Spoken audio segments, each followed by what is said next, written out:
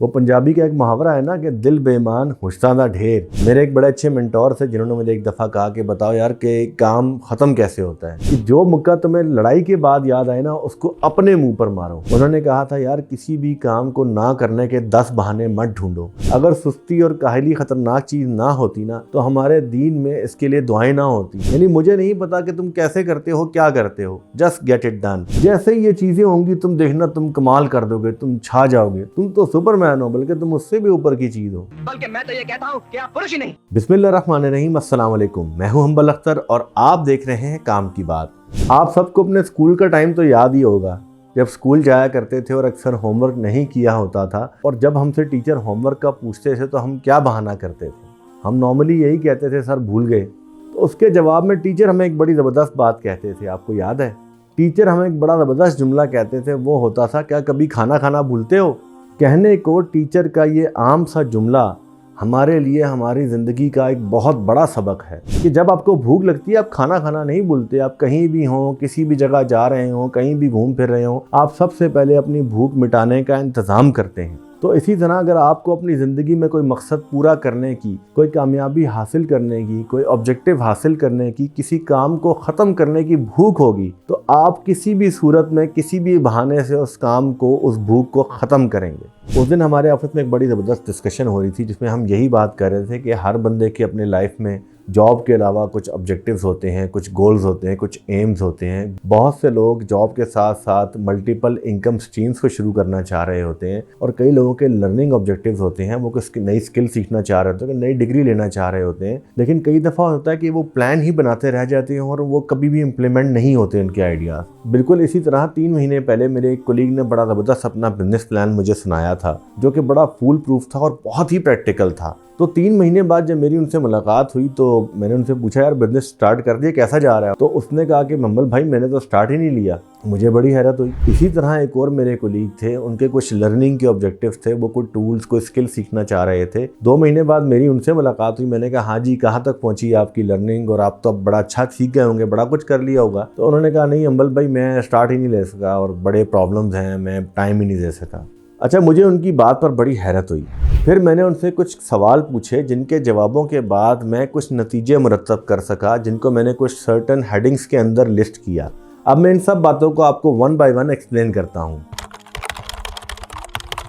मेरे एक बड़े अच्छे मेंटोर थे जिन्होंने मुझे एक दफ़ा कहा कि बताओ यार कि काम ख़त्म कैसे होता है। मैंने कहा आप बताएं। उन्होंने कहा भाई जब काम शुरू होता है ना तो वो ख़त्म भी हो जाता है। किसी भी काम को ख़त्म करने का सिर्फ एक ही बेहतरीन तरीका है कि उस काम को शुरू कर दें और उसके ऊपर कॉन्स्टेंटली काम करते रहें, और वो कभी ना कभी वो काम ख़त्म ज़रूर होगा। लेकिन अगर आप उस काम को शुरू ही नहीं करेंगे तो ख़त्म कैसे होगा? नॉर्मली ये होता है कि लोग प्लानिंग में और सोचने में इतना वक्त लगा देते हैं कि वो उस काम को कभी शुरू ही नहीं करते, और वो एक बड़ा अच्छा प्लान बना के ना साइड पे रख देते हैं, और उसके बाद ये होता है कि वो प्लान कभी इम्प्लीमेंट ही नहीं हुआ होता। सबसे मेन चीज़ है प्रायोरिटी देना। किस चीज़ को आप क्या प्रायोरिटी दे रहे हैं? मैं आपको इस बात की एग्जाम्पल दूंगा नमाज से। जैसे हम पर बीइंग अ मुस्लिम नमाज फ़र्ज़ है, सबसे बेहतर तो यही होता है कि नमाज को अव्वल वक्त से पढ़ लिया जाए। आप कभी भी नोट करें आपकी नमाज क़ज़ा कैसे होती है। होता क्या है, आप नमाज जब पढ़ने का इरादा करते हैं तो आपको ख्याल आता है नहीं यार पहले मैं ये काम कर लेता हूँ, अभी वो काम ख़त्म करके आप हटते हैं, आपके ज़हन में फिर आता है नहीं यार मैं ये चीज़ कर लेता हूँ, ये काम भी कर लेता हूँ, ये उसके फ़ौरन बाद में नमाज़ पढ़ लूँगा। और फिर इस तरह ये होता है कि एक के बाद दूसरा काम, दूसरे के बाद तीसरा काम, तीसरे के बाद चौथा, फिर आपको पता चलता है कि यार नमाज का तो वक्त ही ख़त्म हो जाएगा, नमाज क़ज़ा हो चुकी है। सेम बिल्कुल ऐसे ही होता है जब आप ज़िंदगी में अपने को अच्छा काम करना चाह रहे होते हैं जिससे आपको एडेड बेनिफिट हासिल हो सकता है, जिससे आपकी ज़िंदगी में कोई बेहतरी आ सकती है, तो साथ ही ये होता है कि आपकी प्रायोरिटीज़ हिल जाती हैं। आप कहते हैं नहीं यार पहले मैं ये कर लूँ, फिर ये हो जाएगा, फिर मैं ये कर लूँ, उसके बाद करूँगा, मैं ये कर लूँ, करते करते ये होता है कि वो काम रह ही जाता है। अच्छा, अब जो दूसरे नंबर पर चीज़ आ गई थी वो थी फेक डिपेंडेंसी। फेक डिपेंडेंसी क्या होती है? जो आपने अपने जहन में एक फैब्रिकेटेड किस्म की डिपेंडेंसी बना ली होती है और आप उसको बहुत रियल समझ रहे होते हैं, और उसकी वजह से वो आप काम कभी भी शुरू नहीं कर रहे होते या उस काम को आप कभी भी कंटिन्यू नहीं कर रहे होते। जैसे मेरे एक दोस्त थे, उनका यूट्यूब चैनल था। अच्छा, कुछ अरसे तो उनकी वीडियोस बड़ी तवातुर से रेगुलर आती रहीं, फिर उनकी वीडियोस कम होना शुरू हो गई और एक दिन आया कि उनकी वीडियोस गायब हो गई। तो मैंने उनसे पूछा यार आप लोग अभी आपकी वीडियोस क्यों नहीं आ रही? तो उन्होंने कहा यार मैं जो है ना घर में शोर बहुत होता था, तो मैं सोच रहा हूँ पहले अपना एक कमरा अलग बनाऊंगा, एक जगह अलग बनाऊँ जहाँ पर मैं अपना एक सर्टन कैमरा लेके रखूँ, सर्टन माइक होगा मेरे पास, तभी मैं वीडियोस बना सकूंगा। तो उनको क्या हुआ था, उनके जहन में एक फेक डिपेंडेंसी बन चुकी थी कि जब तक मेरे पास ये इस तरह का कैमरा, इस तरह का माइक, ऐसी लाइट, ऐसा इक्विपमेंट नहीं आएगा तो मैं वीडियोस नहीं बना सकता। अच्छा, मजे की बात सुने आप, जब मैंने उनसे पूछा वो चीजें आपको मिल गई हैं, उन्होंने कहा हाँ मुझे चीजें मिल गई हैं, तो मैंने कहा वीडियोस क्यों नहीं बना रहे? कहते हैं यार अब दिल ही नहीं चाह रहा। अच्छा, जितने भी सारे एक्सक्यूजेस होते हैं ना, ये जो फैब्रिकेटेड डिपेंडेंसीज जिसको मैं कह रहा हूँ, ये आपका दिमाग आपको बड़े जबरदस्त तरीके से फीड कर रहा होता है, आपका डिफेंसिव सिस्टम चल जाता है। ये आपको बता रहा था यार तुम बहुत जबरदस्त आदमी हो, तुम चीते हो, मसला तुम्हारे साथ नहीं है, मसला ये कि पहले ये काम होगा फिर ये काम होगा, ये नहीं हुआ, ये नहीं हुआ, इसकी वजह से तुम अपना टारगेट अचीव नहीं कर सकते। तुम ठंड करो, जैसे ही ये चीजें होंगी तुम देखना तुम कमाल कर दोगे, तुम छा जाओगे, तुम तो सुपरमैन हो, बल्कि तुम उससे भी ऊपर की चीज हो। बल्कि मैं तो ये कहता हूँ कि आप पुरुष ही नहीं महापुरुष हैं, महापुरुष। सुना आप लोगों ने?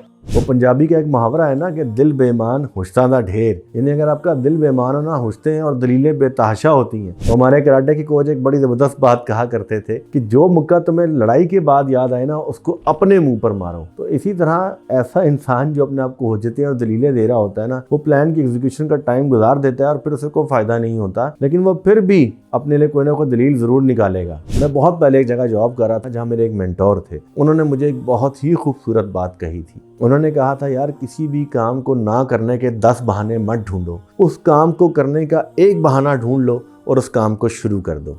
अच्छा, अब तीसरी चीज़ आ जाती है लैक ऑफ डिसिप्लिन या लेजीनेस। अब मेरे एक बड़े अच्छे कोलीग थे जो कि जिम जाया करते थे बड़ा रेगुलरली, और वो बड़ी उनके अंदर इंप्रूवमेंट आ रही थी, बड़ा अच्छा उनका वेट लॉस हो गया था, वो बड़े स्मार्ट होते जा रहे थे। कुछ दिन पहले, 1 महीने बाद मुझे मिले तो मैं बड़ा हैरान हुआ, दोबारा उनका जो था ना वो स्मार्टनेस लेवल ख़राब हो रहा था, वो फिर मोटे हो रहे थे। मैंने उनसे पूछा कि आप जिम नहीं जा रहे? उन्होंने मुझे यही कहा कि मैं क्या करूँ यार, सर्दी है, मैं ऑफिस के बाद घर जाता हूँ, बिस्तर पर लेटता हूँ, फिर मेरे से निकला नहीं जाता। तो जो लेजीनेस है ना, ये सबसे बड़ी दुश्मन है आपकी, या आपकी प्रोडक्टिविटी की, या आपकी कोई भी नया काम सीखने की, या आपकी ज़िंदगी में कोई भी वैल्यू ऐड करने की सबसे बड़ी दुश्मन है। अगर सुस्ती और काहली ख़तरनाक चीज़ ना होती ना, तो हमारे दीन में इसके लिए दुआएं ना होती। नबी अकरम सल्लल्लाहु अलैहि वसल्लम हर फजर की नमाज के बाद सुस्ती और काहली से बचने के लिए दुआ पढ़ा करते थे। अब चूंकि बात दीन की हो रही है, तो मुझे एक आलिम ने एक दफ़ा एक बहुत ज़बरदस्त बात कही थी। उन्होंने मुझे यही कहा था कि किसी काम को ख़त्म कर लेना ही उसकी असल खूबसूरती है। सबसे ख़तरनाक चीज़ जो आपको अपने एक्स्ट्रा टाइम में आपके ऑब्जेक्टिव्स को अचीव नहीं करने दे रही होती ना, वो होती है पुअर टाइम मैनेजमेंट।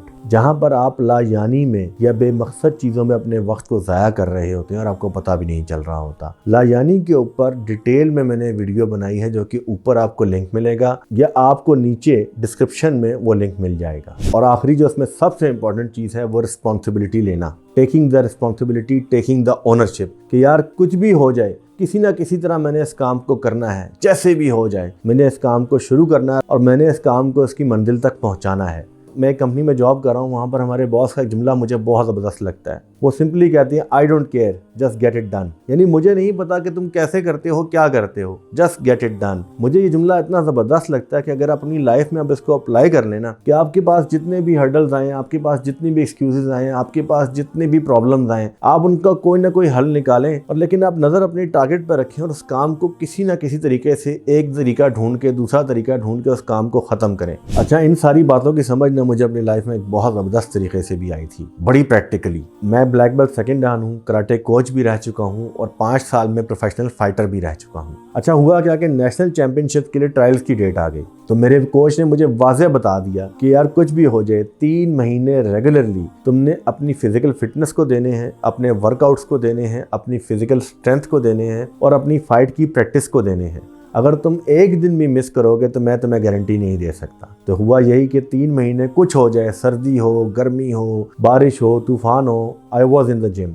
मैं पूरे 3 घंटे रोजाना प्रैक्टिस करता था और 3 महीने तक मैं ऐसे ही करता रहा। मैंने अपने दोस्तों को, अपनी फैमिली को कह दिया कि भाई 3 घंटे आप लोगों ने मुझे नहीं छेड़ना, 3 घंटे आप ये सोच लें कि मैं एग्जिस्ट ही नहीं करता, ना अपने दोस्तों के लिए, अपने ना अपनी फैमिली के लिए। इस सारे सेक्रीफाइस का मुझे फ़ायदा क्या हुआ कि 3 महीने बाद I got selected in the national team और फिर मैं अपने क्लब के लिए गोल्ड मेडल जीत के लेके आया था। तो आखिरी काम की बात मैं यही कहना चाहूँगा कि take the lead in your life, take the ownership, take responsibility and just get the job done।